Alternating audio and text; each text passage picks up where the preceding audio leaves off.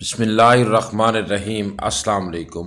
حاتم طائی کوئی افسانوی کہانی کا کردار نہیں بلکہ حقیقی تاریخی شخصیت ہے جو 6 صدی عیسوی میں یمن کے طے قبیلے کا سردار تھا۔ حاتم کا پورا نام حاتم بن عبداللہ بن سعد بن اعظم طائی تھا۔ حاتم کی ماں نہایت ہی دولت مند اور سخی خاتون تھی جن کی وفات کے بعد حاتم کے بھائیوں نے اس کا مال روک لیا اور حاتم پر بے شمار ظلم ڈھائے۔ حاتم کو سخاوت وراثت میں ملی تھی، یہی وجہ تھی کہ وہ جوان ہو کر نہایت ہی سخی شخص ثابت ہوا۔ حاتم نے سخاوت میں اس قدر مبالغہ کیا کہ جب وہ بچپن میں دادا کے پاس رہا کرتا تھا اس وقت وہ اپنا کھانا لے کر باہر نکل جاتا، اگر کوئی مل جاتا تو ساتھ مل کر کھا لیتا ورنہ کھانا نہ کھاتا تھا۔ یوں حاتم پورے عرب میں مشہور ہوا اور اس کی سخاوت کے چرچے عام ہو گئے۔ کچھ لوگوں نے حاتم کی سخاوت کے بہت سے قصے گھڑ لیے، لیکن اس کے باوجود حاتم کی سچی حکایت اس کی سخی شخصیت کی دلیل ہے۔ عرب میں جبل سمرہ کی چوٹی پر واقع ایک مقام تھا جہاں حاتم رات کے وقت آگ جلایا کرتا تھا تاکہ علاقے سے گزرنے والوں کو راستے کی رہنمائی حاصل ہو سکے۔ اس مقام کو آج حاتم طائی کا آتش دان کہتے ہیں۔ یہ علاقہ آج بھی آثار قدیمہ کی حیثیت رکھتا ہے۔ ابن عربی کے مطابق حاتم ہر میدان میں کامیاب تھا، خواہ وہ جنگ ہو، مقابلہ ہو، کھیل ہو یا سخاوت ہو۔ زمانہ جاہلیت میں ماہ رجب کا چاند بہت ہی مقدس مانا جاتا تھا، لہٰذا جب رجب کا مہینہ شروع ہوتا تو حاتم ہر روز 10 اونٹ ذبح کرتا اور لوگوں کو کھانا کھلاتا۔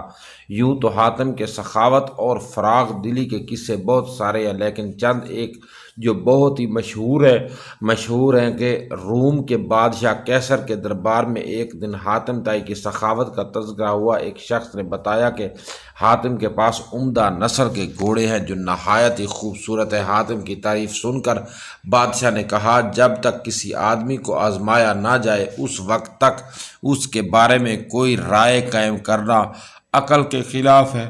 بادشاہ نے کہا، جاؤ اور حاتم کی سخاوت کے بارے میں ہمیں معلومات فراہم کرو، اس سے کوئی ایسی چیز طلب کرو جو اس کی نظر میں سب سے قیمتی ہے۔ درباری نے کہا، حاتم کے لیے سب سے عزیز اور قیمتی اس کا تیز رفتار گھوڑا ہے۔ لہٰذا بادشاہ نے یہ حکم دیا کہ حاتم سے اس کا گھوڑا مانگو اور میرے پاس لے کر آؤ۔ لہٰذا وزیر کے درباری کئی منزلیں طے کرتے ہوئے رات کے وقت حاتم طائی کے گھر پہنچے۔ جب وہ وہاں پہنچے تو موسلا دھار بارش ہو رہی تھی۔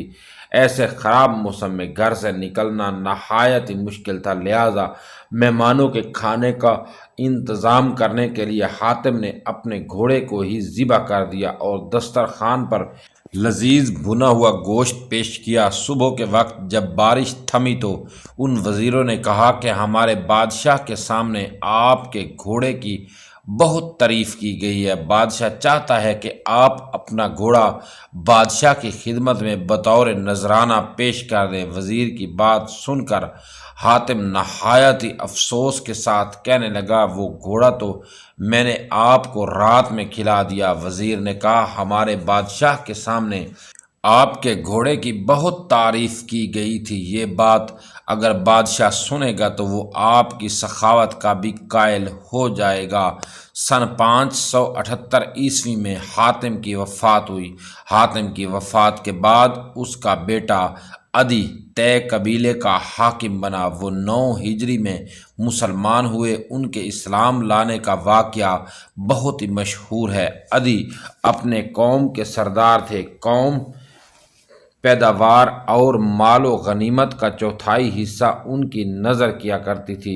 انہیں مسلمانوں سے سخت دشمنی تھی۔ وہ عیسائی تھے، وہ اسلام کی عیسائیت کا رقیب سمجھتے تھے۔ سردار ہونے کی وجہ سے نبی صلی اللہ علیہ وسلم کا اقتدار ان کی آنکھوں میں کھٹکتا تھا۔ یمن کے قبیلے طے نے اسلام کے خلاف بغاوت کی۔ حضرت علی ان دنوں یمن کے گورنر تھے۔ انہوں نے بغاوت کو ختم کیا اور بغاوت کے لیڈروں کو گرفتار کر کے مدینہ بھیج دیا۔ ان میں عدی کی بہن صفانہ تھی، یعنی صفانہ بنت حاتم، وہ بھی نبی صلی اللہ علیہ وآلہ وسلم کے سامنے پیش کی گئی۔ انہوں نے کہا کہ میں سخی حاتم تائی کی بیٹی ہوں، میرا باپ بھوکوں کا پیٹ بھرتا تھا اور وہ غریبوں پر رحم کرتا تھا۔